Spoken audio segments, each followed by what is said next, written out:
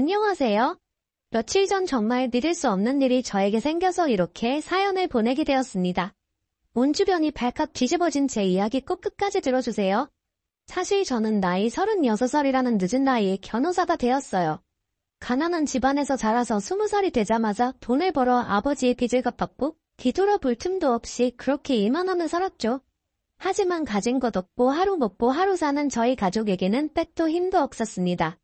하청업체에서 일했던 아버지가 산업재해로 큰 사고를 당했지만 상대 쪽의 변호사와 법적 인맥으로 제대로 된 보상 하나 받지 못한 채 억울하게 아버지는 생을 마감하셨습니다. 너무나 답답하고 화가 나서 잠을 이룰 수 없는 밤이 계속되었고 저에게 남은 희망이라고는 제 몸뚱이뿐이었습니다. 어쨌든 여기서 주저앉을 수는 없었고 어떻게든 살아서 그놈들이 다시는 우리 집안 무시하지 못하게 일어나야 했어요. 하지만 제가 해봤자 뭘 더 해보겠습니까? 고졸 출신의 막노동 일을 하고 아무것도 없는 제가 세상에 소리쳐봤자 나아지는 것은 하나도 없었어요.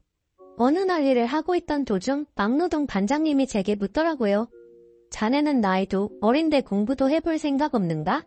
돈은 나중에도 벌면 되지만 공부라는 게 때가 있어서 때를 놓치면 무진장 고생하는 거야.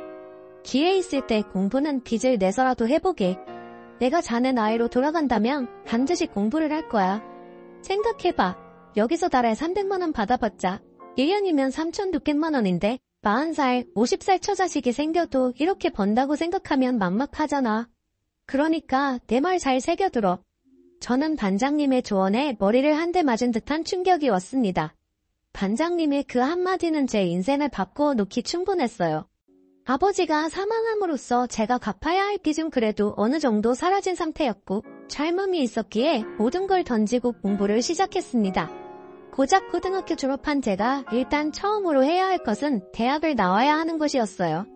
수능을 다시 보아대학을 간다는 것은 자신이 없었고 저는 학점 은행자를 통해 학점을 딴 후 방통대에 들어가게 되었습니다.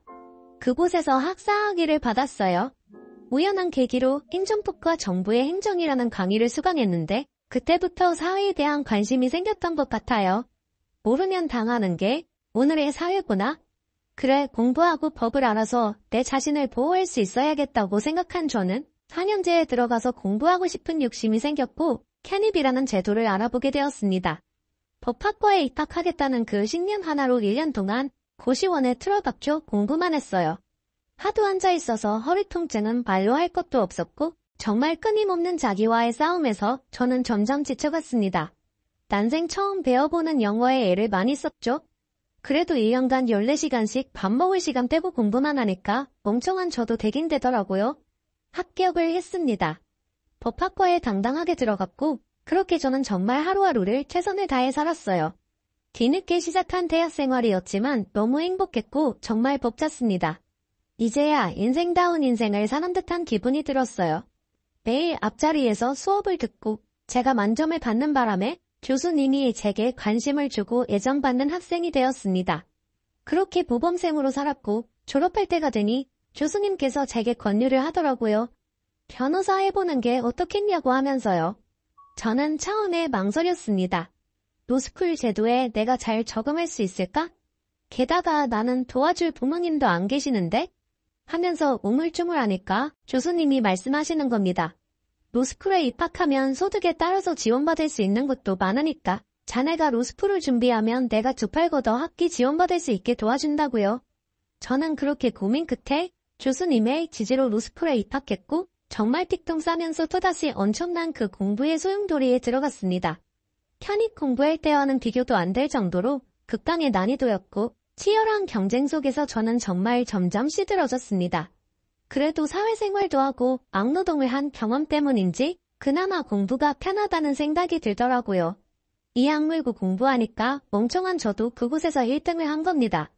1등을 하니까 욕심이 생기더라고요. 법무팀의 변호사로 들어가 돈과 경험을 쌓고 판사 임용 도전을 해봐야겠다 하고요. 그렇게 로스쿨 졸업을 우수한 성적으로 한 저는 사대 로펌 중 한 곳을 입사했습니다. 10여 년간 공부하느라 제대로 된 연애도 한번 못 해보고 그렇게 시간이 지났죠.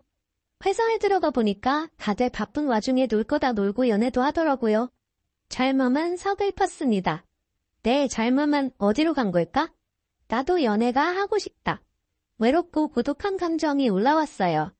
그렇게 우울해할 무렵 부펌에 근무하던 여비서가 제게 말을 거는 겁니다. 변호사님, 제 친구의 친구랑 소개팅 해보실래요? 이쁘고 엄청 착해요. 애가 마음씨도 참 곱고 한번 받아보세요.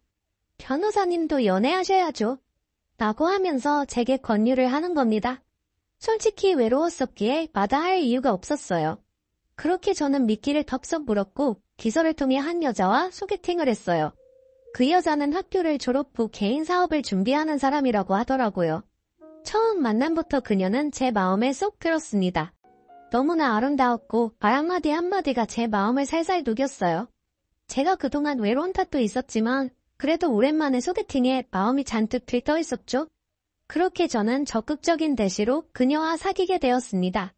저는 나이도 있었고 얼른 가정을 꾸려서 외로움을 극복하고 싶었기 때문에 그녀에게 청혼을 했어요. 그런데 청혼과 동시에 그녀에게 아이가 생겼다는 것을 알게 되었고 저는 깜짝 놀랐습니다. 행복했어요. 사실 피임을 했는데도 갑작스러운 임신에 당황했지만 그래도 나이가 있었고 혼전 임신은 어떻게 보면 선물과도 같은 것이었기에 그녀와의 결혼을 바쁘게 준비했습니다. 저는 아이를 보러 가기 위해 그녀와 손을 잡고 동네에 있는 산부인과에 갔어요. 그녀는 태동이 느껴진다고 하며 웃었고 산부인과에서 선생님은 아이가 잘 크고 있다면서 말씀해 주셨어요. 그렇게 혼전 임신한 아내와 행복한 나날들을 보내고 있을 무렵 저는 믿지 못할 이야기를 듣게 되었습니다. 아내와 카페에서 만나 데이트를 하려고 약속을 잡았어요. 저는 원래 약속 시간보다 1시간 일찍 장소에 도착해서 훑어보는 버릇이 있었기에 그날도 그렇게 약속 장소에 일찍 도착해 그녀를 기다리고 있었어요. 그런데 이상하게 뒤통수에서 그녀의 목소리가 들리는 겁니다. 슬쩍 눈을 돌려봤더니 그녀가 전화를 하고 있더라고요. 저는 그녀가 안 보이는 칸막이 자리로 몸을 옮겨 그녀의 이야기를 들었습니다. 그러니까 이번에 변호사 속였잖아. 나는 그냥 사업 준비한다고 했지. 어차피 그 남자 고아야. 아버지 어머니 다 돌아가시고 그냥 개천에서 용난 케이스라서 딱 좋아. 외롭고 고독한 전문직 남자 잘만 구슬리면 되는 거야. 임신한 것도 알아. 피임했으니까 당연히 그 남자 아이는 아니고 손님 아이겠지. 뭐 잘됐지. 혼자 임신했으니까 바로 결혼할 수 있고. 너도 빨리 청담동 아줌마 그 사람 잘 잡아봐. 그래. 나도 잘 되면 다시 연락할게. 라고 하는 겁니다. 그 이야기를 듣는 순간 머리에 소용돌이가 치는 듯했고 순간 온몸이 굳는 듯한 증상이 나타났어요. 그 와중에도 형사 전문 변호사인 저는 습관적으로 바로 녹음기를 켰고 그 증거들을 전부 녹음했습니다. 일종의 직업병이었던 거였죠. 저는 놀란 마음을 감추지 못한 채 손을 부들부들 떨리는 것을 허벅지 사이에 넣고 곰곰이 생각했습니다. 이 사건을 어떻게 해야 할지요. 하지만 고민해봤자 답은 하나였어요. 지금 이렇게 결혼해도 신뢰가 깨진 상황이라 도저히 관계를 지속할 수 없었습니다. 일방적인 이별을 통보하기에는 이미 결혼을 기약하고 같이 경험도 갔기 때문에 저는 선택했어요. 화내지 말고 차분하게 이 모든 것을 이야기하고 깔끔하게 끝내자고요. 그렇게 저는 떨리는 손을 감춘 채 그녀의 앞에 성큼성큼 걸어갔습니다. 그리고는 말했어요. 저기요라고 하자 그녀는 뒤를 돌아보며 깜짝 놀라더라고요. 여보, 왜 이렇게 빨리 왔어? 아유 깜짝이야 라고 하면서 애교를 부리더라고요. 그 모습을 본 순간 구역질이 났지만 저는 침착하게 그녀에게 말했습니다. 나한테 여보라고 부르지 마. 나 당신 과거 다 알아. 지금 당신 뱃속에 있는 아이 내 아이 아니고 당신이 몽골이며 돈 벌었던 손님들 중에 아이잖아. 배가 불러도 너무 불렀다. 형사사건 전문 변호사인 나를 상대로 지금 이런 파렴치한 일을 벌인 거야? 거짓은 결국 거짓일 뿐이야. 절대로 진실이 될 수 없어. 알겠어? 결혼? 없던 일로 하자. 솔직히 마음 같아서는 당신한테 정신적 피해 보상 민사소송으로 싹 다 걸고 싶은데 이 정도로만 할게. 라고 하면서 그녀에게 말했고 그녀는 저의 싸늘한 태도에 찍소리 한 번 못 내고 고개를 숙인 채 눈물만 흘리더라고요. 그래도 한때 결혼까지 생각했던 그녀인데 이렇게 관계를 정리하는 게 저도 참 힘들었습니다. 아, 내가 너무 순수했구나. 누군가에게는 내 과거가 돈줄이 될 수도 있구나 생각했고 그 일 이후로 저는 절대 소개팅을 받지 않았습니다. 모든 여자를 경계하게 되었고 없어도 될 트라우마가 생겼어요. 몇 년간 거의 일만 하고 정말 독고다이 하자는 마음으로 살았던 것 같아요. 모두에게 친절했던 제가 저의 직업과 재력을 알고 다가온 상대방에게는 날카로운 발톱을 숨기며 내밀 준비를 하고 있었죠. 모든 게 가식 같았습니다. 그렇게 살다 보니 큰일은 안 생겼지만 마음의 여유가 없었어요. 그런 저를 주변에서 지켜보는 사람들은 안타깝다고 저와 비슷한 사람들을 소개팅 해주려고 했지만 그것도 싫더라고요. 그냥 내가 변호사인 거 알면 다 돈 보고 접근하고 나라는 사람 자체를 보지 않을 것 같아 거부감이 들었습니다. 그러던 도중에 제게 조금 신기한 일이 생겼어요. 하루는 집에서 가만히 있는 게 너무 지루해서 카페에 가서 천천히 책을 읽고 있었습니다. 고개를 돌려 앞을 본 순간 한 여자와 눈이 마주쳤어요. 아름답고 긴 생머리를 길게 늘어뜨린 그녀의 눈을 본 순간 마음이 쿵했지만 이내 다시 시선을 거두고 책을 보았습니다. 그런데 그 다음날 카페에 갔을 때도 그녀가 있는 거예요. 뭐지 생각했지만 우연이겠지 하고 넘기고 다음 주 주말에 다시 커피를 마시러 카페에 갔습니다. 아니 그런데 그녀를 또 마주친 거예요. 그 순간처럼 놓치면 안 되겠다, 번호라도 달라고 해야겠다. 이렇게 만나면 내 직업도 모르고 아무것도 모르는 상태에서 사람만 볼 수 있으니까 하면서 용기를 내려던 찰나 갑자기 그녀가 제게 성큼성큼 다가와서 쪽지를 건네는 겁니다. 마음에 든다고요. 사실 전부터 봤다고 번호를 줄 수 있냐고 하면서요. 저는 터질 듯한 가슴을 부여잡고 애써 침착함을 유지한 채 그녀에게 제 번호를 주었고 저희는 그렇게 영화 같은 만남을 시작했어요. 그녀는 선생님이었어요. 저는 제 직업을 숨기고 그냥 법인에서 근무하고 있는 사람이라고 말했죠. 그렇게 한 6개월 정도 진지한 만남을 가졌고 하루하루 다시 연애세포가 살아나는 듯 했어요. 여자에게 크게 당해서 정말 평생 독고다이로 살 것 같던 제게 사랑이 시작된 게 신기했고 정말 이 여자는 믿어도 되겠다 싶어서 얼른 결혼을 하고 싶었습니다.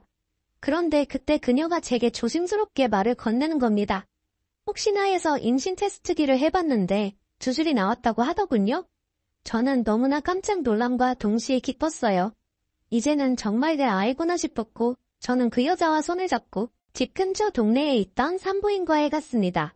전 파혼한 아내와 함께 갔던 곳이었죠. 제가 그곳에서 자궁 경부암 주사도 받고 그래도 몇 번 간 적이 있어서 의사 선생님과 안면이 있었거든요. 그래서 현재 아내 될 사람과 함께 그곳에 가서 초음파를 검사하고 이것저것을 했습니다. 아내가 작은 방에 들어가서 세부 검사를 하고 있을 때 선생님께서 제게 슬쩍 물어보더라고요. 그 전에 오신 분은 어떻게 된 거냐고요. 저는 짧고 굵게 설명드렸습니다. 직업 여성이었고 손님의 아이를 내 아이로 속여서 나랑 결혼하려고 해서 파혼했다고요. 의사 선생님은 힘내라고 그래도 다행히 좋은 분 만나셔서 다행이라고 하셨어요. 그렇게 저희는 바쁘게 결혼 준비를 하고 있었습니다. 체력을 단련하기 위해 복싱장을 등록을 했는데 그곳에 의사 선생님도 다니시는 겁니다. 깜짝 놀랐고 결혼과 아이 관련해서 몇 번 말을 나누다 보니 부쩍 친해졌고 나중에는 연락처도 교환해서 따로 같이 만나 운동을 하러 갈 정도로 친해졌습니다. 아내 될 사람의 산부인과 전담이와 친해졌다는 게 여간 든든한 일이 아니었죠. 그렇게 저는 멋진 아이 아빠가 되기 위해 체력 단련도 하고 일도 열심히 하면서 바쁜 하루를 보내고 있었습니다. 결혼석 달 전 저희 집에 예비 아내, 그냥 아내라고 부를게요. 아내가 집에 들어와 같이 살기 시작했어요. 다니는 산부인과가 저희 동네에 있으니까 왔다 갔다 하기 쉽게 아예 저희 집으로 들어온 거죠. 그리고 신혼집도 제가 살고 있는 아파트에서 리모델링하고 살기로 했습니다. 그렇게 하루하루를 보내고 있던 중 제가 서류를 작성하다가 헷갈리는 맞춤법이 있었어요. 국어 교사를 하고 있는 아내에게 물어보았죠. 자기야, 여기서 띄어쓰는 게 맞지? 검색해봐. 나도 갑자기 물어보니까 기억이 안 나네. 아마 붙여 쓰는 걸 거야. 라고 하면서 당황하고 잘 모른다고 하더라고요. 아내가 붙여 쓰는 게 맞다고 하니까 저는 붙여서 썼고요. 그런데 마지막에 맞춤법 검사기를 돌려서 확인해보니까 띄어쓰는 게 맞더라고요. 뭐야, 교사가 이런 것도 몰라? 생각하면서 조금 의아해했어요. 하지만 헷갈릴 수도 있는 거니까 대수롭지 않게 여긴 뒤 그렇게 결혼을 차차 준비해갔어요. 아내의 배도 점점 불러왔고요. 그렇게 대망의 결혼식 날이 왔고 저는 부모님이 안 계셨기에 홀로 샵에서 새벽부터 메이크업을 받았어요. 신랑과 아내 집안이 같은 샵에서 받으면 이혼한다는 소리가 있다고 하길래 저 혼자 쓸쓸하게 메이크업을 받으러 갔죠. 아무래도 여자들은 준비하고 드레스 입는데 시간이 오래 걸리니까 저 먼저 식장에 도착해서 이것저것들을 확인하고 있었습니다. 제가 근무하고 있는 법무팀 사람들이 다 오기로 했기에 더욱더 긴장이 되었어요. 뭐 잘못된 것은 없나 살펴보고 있었습니다. 발걸음을 일찍 하신 하객분들께서 1명, 2명씩 들어오셨고 저는 그분들에게 인사를 하며 손님을 맞이하고 있었습니다. 워낙 일찍 도착해서 미리 준비하는 게 습관이라 결혼식에서도 그런 제 태도가 드러난 거죠. 이렇게 미리 도착해 긴장을 달래고 있을 무렵 굉장히 양아치 같은 사람들이 식장으로 들어오는 겁니다. 제 하객은 아니었고 아내 쪽 손님이었던 것 같아요. 어디 강남바닥에서 놀 것 같은 검은색 가죽 자켓에 스모키, 화장을 진하게 한 여자들과 소매와 목 사이로 보이는 문신들이 있는 덩치가 산만한 남자 3명이었어요.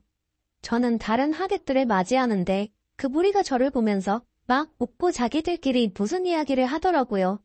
그때 아내가 도착했고 아내는 그들을 보면서 깜짝 놀라더라고요. 야, 내가 오지 말라고 했잖아. 아, 진짜 너네들 때문에 미치겠다. 야, 왜 우리가 빠지면서 파지? 우리가 밑바닥에서 같이 보낸 세월이 얼마인데? 우리 둘 중에 지금 제일 공사 잘 쳐서 시집가는데 그 모습 생생하게 두 눈으로 기억해야 우리가 자격받아서 너처럼 되지 않겠어? 우리 네 신랑한테 말도 안 할 거니까 긴장 풀어라. 우리 그렇게 못된 사람 아니에요? 하고 말하더라고요. 얼굴 표정이 잔뜩 굳어진 와이프는 다시 이내 표정을 고쳐잡았습니다. 뭔가 상황이 이상했지만 그래도 지금 뭐 어떻게 할 수가 없었기에 찝찝한 마음을 감추고 다시 몰려오는 하객분들을 맞이했어요. 회사 사람들도 전부 왔고 다들 독고다이 한다고 그렇게 노래를 부르더니 아니었다고 하면서 제 어깨를 두들기며 놀리셨고 저는 그 덕분에 긴장이 풀렸죠. 시계 진행이 코앞으로 다가왔을 무렵 저기 멀리서 산부인과 의사선생님이 들어오시는 겁니다. 같은 복신을 다니면서 부쩍 친해졌고 그래서 제가 청첩장을 드렸거든요. 그런데 그 의사분의 얼굴 안색이 너무나 안 좋으셨어요. 그분께 다가가니 그분이 갑자기 제 팔목을 잡으며 말하시는 겁니다. 변호사님 지금 바쁘시죠? 다름이 아니라 꼭 전해드릴 말이 있는데 잠시만 시간을 좀 주실 수 있으세요? 라고 하면서 저를 비상계단 쪽으로 데려가는 겁니다. 저는 회사 동생에게 자리를 맡기고 이야기를 하러 갔죠. 선생님 왜 그러세요? 숨 좀 고르고 말해보세요. 라고 하니 그 의사분이 믿지 못할 이야기를 꺼내는 겁니다. 아니, 변호사님 전 아내분. 그러니까 그 직업 여성인데 직업을 속이고 변호사님께 접근한 그 여자랑 지금 아내 되실 분이랑 아는 사이예요. 놀라지 말고 들으세요. 변호사님 그 여자 카페에서 만난 거죠? 그것도 전부 기획된 만남이었어요. 변호사님과 파혼한 그 여자가 자기 술집 동생을 시켜서 변호사님이 자주 가는 카페에 출몰하게 했고 변호사님의 번호를 딴 거예요. 제가 그걸 어떻게 알았냐면 여기 핸드폰 좀 보세요. 라고 하면서 제 아내의 핸드폰을 건네더라고요. 얼마 전에 핸드폰 잃어버렸다고 아내가 새로 핸드폰을 샀거든요. 아내의 핸드폰이 산부인과 소파 사이에 껴있었던 겁니다. 아내가 검진을 받으러 병원에 갔을 때 주머니에서 핸드폰이 빠져 소파에 낀 것 같고 주말에 병원 대청소를 할 때 의사 선생님이 그 핸드폰을 발견한 거였어요. 핸드폰 주인을 찾아주려고 했는데 일주일이라는 시간이 지나서 그런지 연락이 안 와서 그 핸드폰 잠금을 풀어서 어디에 팔려고 했대요. 공장 초기화를 해서요. 그러다가 컴퓨터를 잘 다루시는 원장님께서 아내의 핸드폰을 컴퓨터에 연결해서 잠금을 풀었는데 그게 판도라의 상자였죠. 그 안에는 내 아내와 전에 파혼한 아내가 함께 저를 다시 꼬셔서 제 돈을 탐내고 인생을 역전하려고 하는 계획이 몽땅 들어있었습니다. 충격적인 것은 전 아내가 했던 수법과 마찬가지로 현재 아내가 임신한 아이도 제 아이가 아니었어요. 피임을 철저하게 해서 관계를 맺는 제 아이를 가지지 못할 것 같으니 손님의 아이를 임신한 뒤 혼자 임신했다고 결혼하자고 한 것이었어요. 그러니까 학교에서 국어 교사를 한다는 것도 거짓말이었습니다. 사소한 맞춤법조차 고민하고 대답하고 또 그 대답이 틀렸던 이유가 그제서야 밝혀진 거였어요. 저는 온몸이 달달 떨리고 어떻게 해야 할지를 몰랐어요.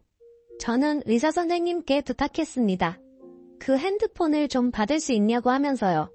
의사 선생님은 당연하다고 어떻게 하면 좋냐고 하며 저를 걱정했고 저는 순간 패닉이 되었습니다. 다리가 후들거려서 아무것도 할 수 없었어요. 결혼식장에서 뛰쳐나가야 하나 그러면 내 회사 동료들은 어떻게 하고 아내한테 지금 전부 말하고 화를 내야 하나 그럼 결혼식 진행은 어쩌지 오만 가지 생각이 들었습니다. 비상계단에 나와서 정말 죽은 사람처럼 얼굴이 새파랗게 서 있으니 제가 다니는 로펌 대표분께서 제게 다가와 말하더라고요. 무슨 일이야 결혼식 전에 이렇게 긴장해서 어쩌려고 많이 떨리지 하고 나면 아쉬운 것밖에 생각 안 나니까 최대한 즐겨라고 하더라고요. 저는 조심스럽게 말했죠. 대표님 이것 좀 보세요라고 하면서 아내의 핸드폰을 건넸고 그 안에 있던 정말 충격적인 모든 계획과 내용들을 보여줬어요. 대표님, 저 지금 결혼식장 뛰쳐나가는 게 맞습니까? 아니면 끝까지 진행하고 고소하는 게 맞습니까? 저쪽에 저 가죽 입은 무리들 보이시죠? 저 사람들이 아내랑 같이 가게에서 일했던 직업 여성 남성들이랍니다. 소름이 끼쳐서 지금 뒤통수가 얼얼해서 무엇을 할 수도 없을 것 같아요 라고 하자 대표님은 최 변호사 어쩌나. 걱정하지 말게나 일단 식은 진행시켜 그리고 뒤에 싹 다 홍보하고 고소 진행하자. 내가 로펌 사람들한테는 말할 테니까 자네는 걱정 말고 일단은 자네 친지 쪽도 왔으니 진행시킨 뒤에 해보자고. 저는 그렇게 굳은 표정으로 시를 진행시켰습니다. 그리고 사람들 식사까지 끝난 뒤 저희 로펌 사람들과 함께 아내에게 찾아가 말했습니다. 당신 김현지랑 아는 사람이지? 나랑 예전에 결혼하려고 했던 여자 내가 모를 것 같아? 당신 딱 걸렸어. 그쪽 업계는 형사 전문 변호사가 무섭지도 않나 봐. 이게 얼마나 큰 범죄인지 모르지? 라고 하자 그녀는 닭똥 같은 눈물을 흘리며 말하더라고요. 무슨 소리야 자기야 나 선생님인데 도대체 무슨 말을 듣고 나한테 이래? 라고 하는 순간 갑자기 아내의 업소 동료들 가죽 잠바 무리들이 달려와 말하더라고요. 저희 같은 학교에서 근무하는 사람들이에요. 업소 사람이라뇨? 무슨 소리를 하는 거예요? 라고 하자마자 저희 로펌 대표님이 아내의 핸드폰을 들이밀며 말했습니다. 너네 강남에서 근무하는 업소 사람들이잖아. 우리 그쪽 경찰 형사들 잘 아는데 단속 한번 돌려서 너네 인생 망하게 해줄까? 여기 핸드폰에 너희들이 몽 불려서 돈 번 거 다 나오는데 이거 형사 쪽으로 넘어가면 어떻게 되는지 알지? 최 변호사를 상대로 작업을 해? 딱 기다려. 우리가 아주 법의 따끔한 맛을 보여줄 테니까. 하고 말을 했고 그 사람들은 얼굴이 굳어서 아무 말도 하지 못했어요. 결국 제가 속한 변호사 회사 사람들의 총력을 기울여 그 여자에게 형사, 인사소송 그리고 각종 소송들로 그녀에게 복수를 했고 아내와 함께 근무한 그 사람들도 관련법 위반 혐의로 경찰에 증거를 남겨 그놈들 전부 재판장에 서게 되었어요. 파혼한 전 아내 그리고 아내가 될 뻔한 현 아내 모두 결국 제 앞에서 용서해달라고 두 손을 싹싹 빌며 용서를 빌었지만 저는 가차없이 거절했습니다. 결국 그 사람들 모두 벌금형의 이자료로 돈을 물어주게 되었고 집행유예 경력이 있었던 전 아내는 결국 동일 범죄로 인해 감옥에 들어가게 되었습니다. 위자료의 민사소송 패소로 인한 엄청난 금액을 제게 주게 생긴 그녀는 귀까지 냈고 결국은 인생이 완전히 나락으로 떨어졌고 지금 알코올 중독에 걸려 몸과 얼굴이 망가져 시골 다방에 내려가 일을 하고 있다고 하더라고요. 정말 너무나 시원했지만 어찌됐건 이런 일이 저에게 생겨 너무나 마음이 아팠습니다. 회사 사람들 모두 저를 안타깝게 봤고 도움 준다고 좋은 사람들 고르고 골라 저에게 소개시켰었어요. 그 사건으로 3년이 흘렀을 때 저는 회사 사람들이 소개시켜준 같은 변호사분을 만나 지금은 결혼을 했습니다. 지금 생각해도 아찔하고 끔찍한 제 경험이었네요. 정말 변호사한테도 이렇게 작업을 치는데 법을 잘 모르는 분들에게는 그런 업소 사람들이 얼마나 사기를 치고 자신의 신분을 위조할지 상상이 안 가네요. 씁쓸하지만 이렇게 험악해진 게 요즘의 현실인 것 같습니다. 제 사연을 읽어주셔서 진심으로 감사드립니다.